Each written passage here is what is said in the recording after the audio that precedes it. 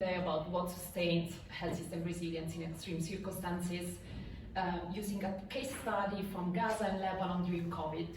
I know what you're thinking, okay, another study on COVID-19, but hopefully there's something interesting there.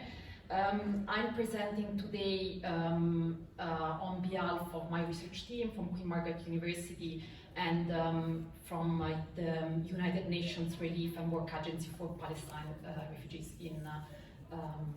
and for shortness UNRWA. So how to maintain effective health service delivery in the face of crisis, shocks and stressors has long been debate. And health systems which can do this, as well as learn from this experience and strengthen their services, the structures and the organizations are labeled as resilient. However, it's not always clear what builds and enables resilience, especially in the face of unprecedented global shocks such as COVID-19. So this study focused on, as I said, on the United Nations Refugee and Work Agency in the Near East, or UNRWA, and aimed to understand how UNRWA operated and how its health system was resilient in the face of COVID-19 and what was at the core of this resilience. Just briefly about the methods and the settings. So the context briefly. So UNRWA supports 5.7 million Palestinian refugees with primary health care and other services across different settings, including Syria, Lebanon, Palestine, and Jordan. And so we conducted some key informant interview, specifically 47 interviews with professional at different levels. So we UNRWA staff at the headquarters, clinical level, field level, and field workers. And we wanted to really understand how UNRWA maintained the effectiveness of both the routine service delivery and the COVID-19 response. And additionally, we also conducted a context mapping to understand the epidemiological situation and the public health measures that the health system adopted.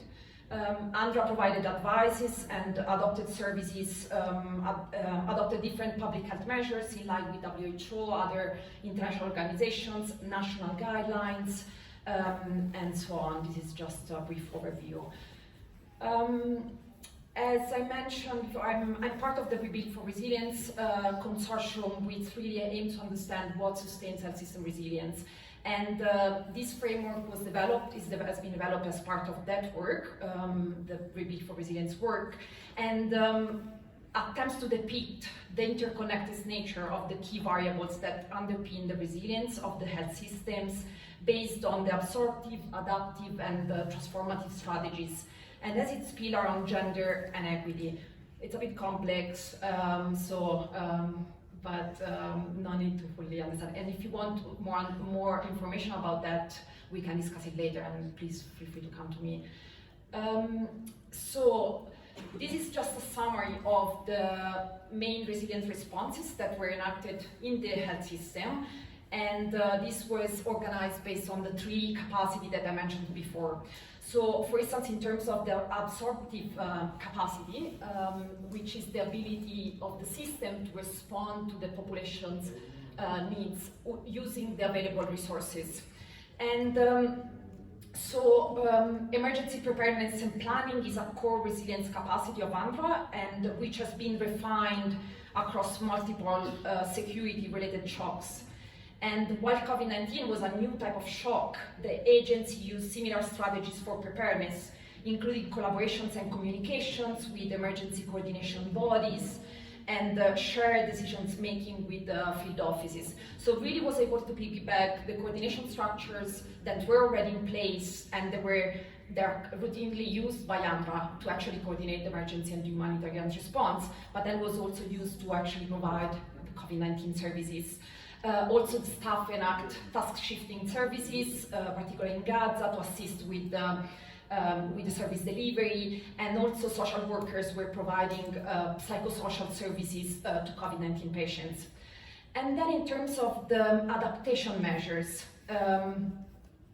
The system, so UNRWA health systems in Gaza and Lebanon adapted the service delivery, but also introduced new services to really support the needs of the populations during COVID-19.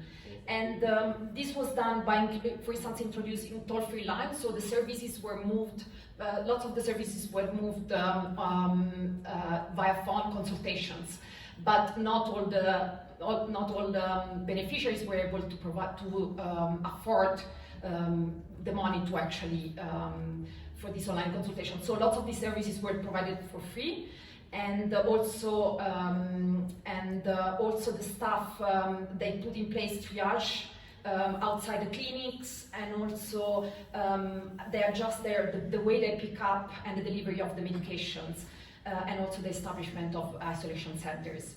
And then the transformative capacity. So UNRWA was also able to introduce new services that were actually also able to be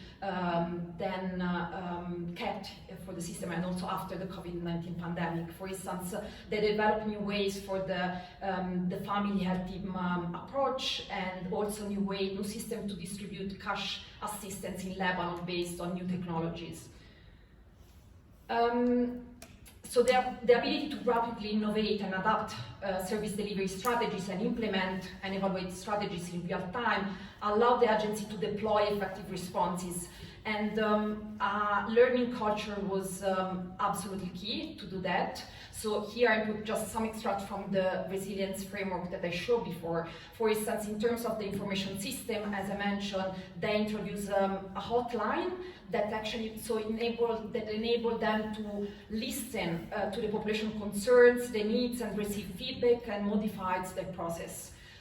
In terms of the other capacity that supported the health system resilience, for instance, the strong staff links, the inclusivity and the distributed control, the views from the areas and the field level rapidly informed the decisions making. For instance, the decisions to repurpose school space into medical points. Just briefly about recommendations.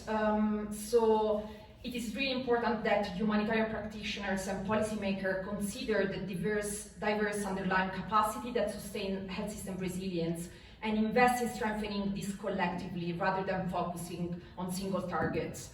Additionally, so preparedness and planning is effective only where collaborative structures and networks exist, which can implement, review, and revise plans and necessary. Also, the culture of learning was absolutely essential, and UNRWA really showed this. And really, they actually approached us because they wanted to learn from their strategy and the mechanism they put in place.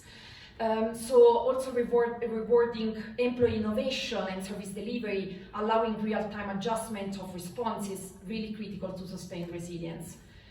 And just to conclude, just a final reflection on what is resilience, and particularly in a context like Gaza and Palestine, so where social injustices are so marked and populations live under chronic vulnerability.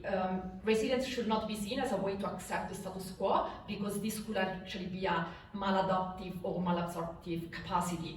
On the contrary, resilience should be ancillary to efforts to imagine a just and more equitable health systems, and also support political and moral policy pathways that are rooted in principle of social justice and equity. Thanks so much.